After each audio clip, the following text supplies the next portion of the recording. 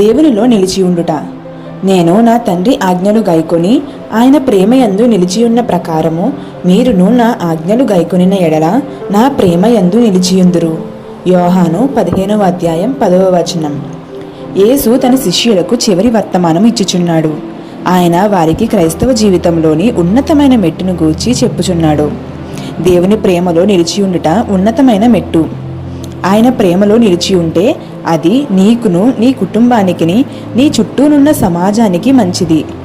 ఒక వృక్షము దాని వేర్లపై ఆధారపడి ఎట్లు నిలిచి ఉంటుందో ఆ విధముగా శిష్యులు ఆయన ప్రేమలో శాశ్వతముగా నిలిచి ఉండులాగున యేసు తన శిష్యులను నడిపించుటకు ప్రయత్నిస్తున్నాడు. అది క్రింద నుండి ఎల్లప్పుడూ సారమును తీసుకొనును. దినమునకు 10 నిమిషాలు మాత్రమే తీసుకోవడము కాదు.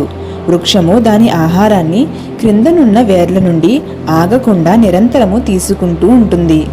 ఒక ద్రాక్ష తీగ కూడా అంతే. అలాగునే మీరును నిలిచి ఉంటే శక్తిమంతులై బహుగా ఫలిస్తారు.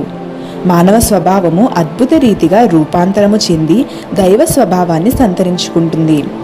నీతిమంతుడు లేడు, ఒక్కడునూ లేడు. అది ప్రకృతి జీవనము. ఆ విషపూరిత స్వభావము అక్కడ ఉన్నది. ఏదో ఒక సమయంలో అది బయటపడుతుంది. హేబేలు కయీనులు ప్రేమగల సహోదరులే. తన తమ్ముడినే చంపే దుస్థితికి దిగజారుతానని కయీను అనుకోలేదు. మనము ఏ లోతులలోనికి జారుతామో మనకు తెలియదు. మానవుడు తనను గూర్చి తాను తెలుసుకోలేడు. మనలో విష స్వభావం ఉన్నదని బైబిల్ చెప్పుచున్నది. కొంతమంది కుమారులు తమ తండ్రులను చంపినట్లు మనము వింటాము. ఎందుకు అలా చెయ్యాలని వారు ముందే అనుకున్నారా?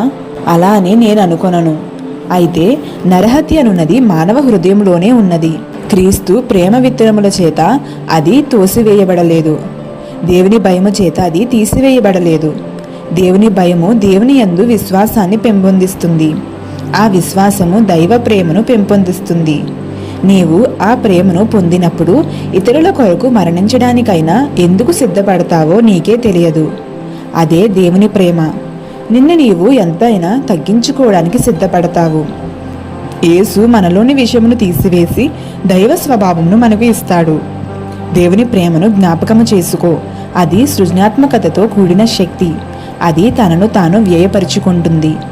దేవుని ప్రేమను నీవు కలిగి ఉన్నావా? దేవుని సువార్తను వ్యాపింపచేయాలన్న ఆలోచన కలిగి ఉన్నావా?